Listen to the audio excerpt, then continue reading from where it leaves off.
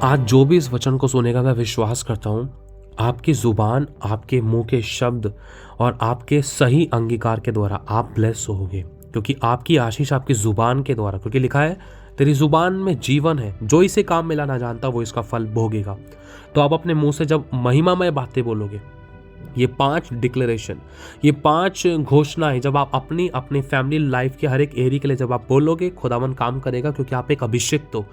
और प्रभु का वचन कहता है कि तू अपने मुंह को खोल, उसको मैं अपने वचन से भर दूंगा। और प्रभु अपने वचन को पूरा करने के लिए जागृत है। तो हम सही शब्द अपने मुंह से क्यों ना बोले, वो भी वचन के अनुसार। जो ये डिक्लेरेशन, आप इसको ध्यान से पढ़ना, ध्यान से समझना, ये महिमामय है। आप विश्वास करना, क्योंकि विश्वास करने वालों के लिए सब कुछ संभव है। अगर हम देखते हैं, लिखा है मैं यहोवा का अभिषिक्त हूँ। खुदा का कलाम कहता है कि देख, तुझे माँ के गर्भ में रचने से पहले मैंने तुझ पर अपना चित्त लगाया, जातियों पर तुझे भविष्यद्वक्ता ठहराया और तुझे मैंने अभिषेक किया है। खुदा का कलाम में साफ कहता है। तो जो अभिषिक्त है उसको परमेश्वर ने अथॉरिटीज दी है, और सभी लोग जो विश्वास करते हैं उन सभी के पास अथॉरिटी है, और सभी अभिषिक्त हैं। हम सब याजकों का समाज है। खुदावन ने हम सभी को चुना है, बुलाया और खड़ा किया, नियुक्त किया है। हम सब उसकी ओर से हैं। आमीन। तो पहला वर्ड जो है, मैं यहोवा का अभिषिक्त हूँ। आपको ये अपने लिए डिक्लेयर करना होगा, आपको अपने लिए बोलना होगा, घोषणा करनी होगी कि मैं यहोवा का अभिषिक्त हूँ। उसका अभिषेक, उसकी सामर्थ, उसकी शक्ति मुझ में है, उसका आत्मा मुझ पर है, उसने मुझे अथॉरिटी दी है, अपने काम के लिए अलग किया है। दूसरी जो घोषणा है, लिखा है मैं शत्रु की रस्सियों को अपने ऊपर से उतार देता हूँ। ये भी बिब्लिकल है। अगर हम पढ़ते हैं भजन संहिता 2 अध्याय, उसकी 2 और 3 आयत में साफ लिखा है, क्योंकि जो अभिषिक्त है ना, उसी के पास ये अथॉरिटी है। इस बात को वो बहुत अच्छे तरीके से समझ पाएगा। लिखा है मैं शत्रु की रस्सियों को अपने ऊपर से उतार देता हूं। मतलब ये काम प्रभु नहीं कर रहा, वरन ये हमें करना है। मैं शत्रु की रस्सियों को अपने ऊपर से उतार देता हूं। शत्रु की रस्सियां कौन? पहले तो मैं जानना है शत्रु कौन है। शत्रु है शैतान। वो बीमारियां, वो रस्सियां क्या है? वो शैतानी बंधन, कमी घटी, बीमारी, परेशानी, लड़ाई झगड़े का ये बंधन है।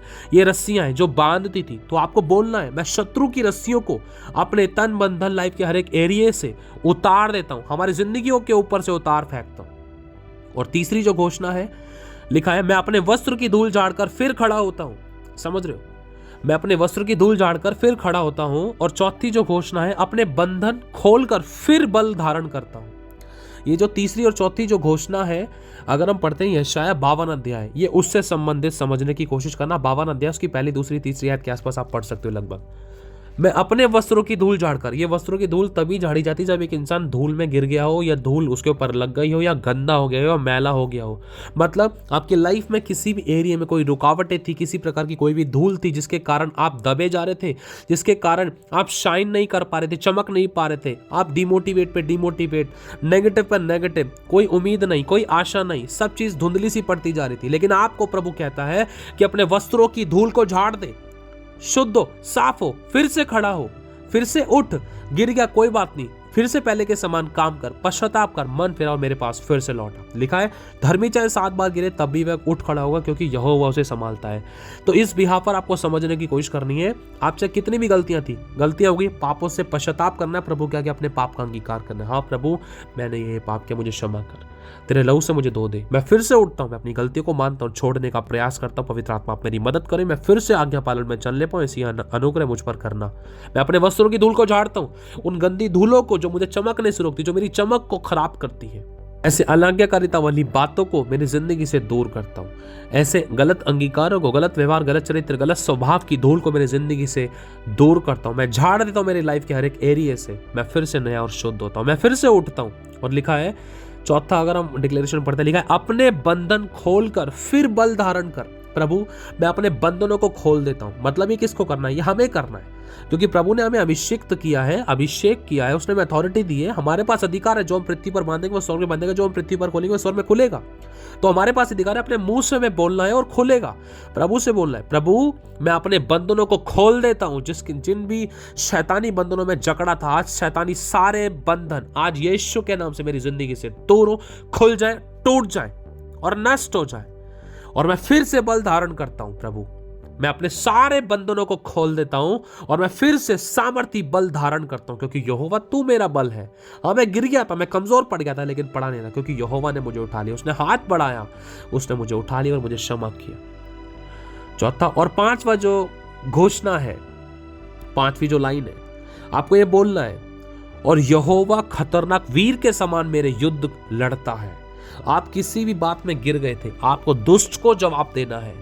मैं फिर से उठाऊं, मैं एक अभिषिक्त हूं, मैंने शत्रु की रस्सियों को अपने ऊपर से उतार फेंका है, मैंने अपने वस्त्रों की धूल को झाड़ा है, मैंने गले के बंधनों को खोल दिया है, और अब यहोवा जो खतरनाक वीर के समान है मेरे सभी युद्धों को लड़ता है। मैं उसी पर भरोसा रखता हूं। आमीन। आपको ये विश्वास के साथ सही अंगीकार करने के द्वारा विश्वास की ये अच्छी घोषणा अपनी लाइफ में, अपनी फैमिली में डिक्लेयर करनी है, बोलनी है, और इसको घोषित करना है कि हाँ, ये वर्ड आपकी जिंदगी में घटने जा रहे हैं, और आप इन सब बातों से, जिसके विषय में जो छुटकारे की बातें इसमें बोली गई है, उन सब बातों के विषय में आप छुटकारे प्राप्त करोगे। आमीन। प्रभु आशीष आप सभी को। मैं एक बार फिर से पढ़ के बता देना चाहता हूँ आपको किस तरीके से इसको रेगुलर बोलना है। अगर इसकी डीप पे जाए तो और ज्यादा समय लग सकता है, लेकिन हम शॉर्ट में इन बातों को समझ रहे हैं फिलहाल। पहला है कि मैं यहोवा का अभिषिक्त हूं। दूसरा, मैं शत्रु की रस्सियों को अपने ऊपर से उतार देता हूं। तीसरा, मैं अपने वस्त्र की धूल को झाड़कर फिर खड़ा होता हूं। चौथा, अपने बंधन खोलकर मैं फिर बल धारण करता हूं। पांचवा, और यहोवा खतरनाक वीर के समान मेरा युद्ध लड़ता है। प्रभु यीशु मसीह के नाम में आमीन। हालेलुया। खुदा आप सभी को बहुत आशीष दे। यदि आपने आशीष पाई है तो आशीष का कारण बन सकते हैं। इस वीडियो को आगे शेयर करें, चैनल को सब्सक्राइब कर सकते हैं। खुदा आप सभी को बहुत आशीष दे। God bless you so much. एक बात मैं आप लोगों से और कहना चाहता हूं, यदि प्रभु आप लोगों को अगवाही करता है तो आप इस मिनिस्ट्री में अपने बीजों को बो सकते हैं, खुशी, आनंद और हर्ष के साथ, बिना किसी दबाव के, बिना किसी जोर जबरदस्ती के। अगर आप बोना चाहते हैं तो आपको स्क्रीन पर दिख रहे बारकोड्स के द्वारा आप स्कैन करके अपने बीजों को बो सकते हैं। अगर आपको हमारी अकाउंट डिटेल्स भी चाहिए तो अकाउंट डिटेल के लिए आप वीडियो के नीचे डिस्क्रिप्शन में से आप हमारे अकाउंट डिटेल्स के द्वारा अपने बीजों को बो सकते हैं। और आप लोग अपने अपने 10वें हिस्से अपने अपने चर्चेज में दीजिए, जहां कहीं भी आप जाते हैं वहां पर ईमानदार वफादार रहें। यदि आप नहीं भी बो पाए इस मिनिस्ट्री में तो भी कोई प्रॉब्लम नहीं है, आप लोग दुआ करोगे तो वो भी बहुत बड़ी बात है। खुदा आपकी सोचों पर भी बहुत आशीष दे, आपकी प्रार्थनाओं के बीजों पर, आपके धन के बीजों पर परमेश्वर बहुत ऐसे बरकत दे, रुकी हुई ब्लेसिंग को ले, किसी बली वस्तु की कभी आपको कोई घटी ना हो, हमेशा भला चंगा रखे और अच्छी सेहत दे। और यदि आपको प्रभु अगुवाई करते तो आप इस चैनल को सब्सक्राइब कर सकते हैं, इस वीडियो को शेयर कर सकते हैं। आशीष पाए, आशीष का कारण बने। खुदा सभी को संभाल के रखे। God bless you so much. खुदा सभी को आशीष दे।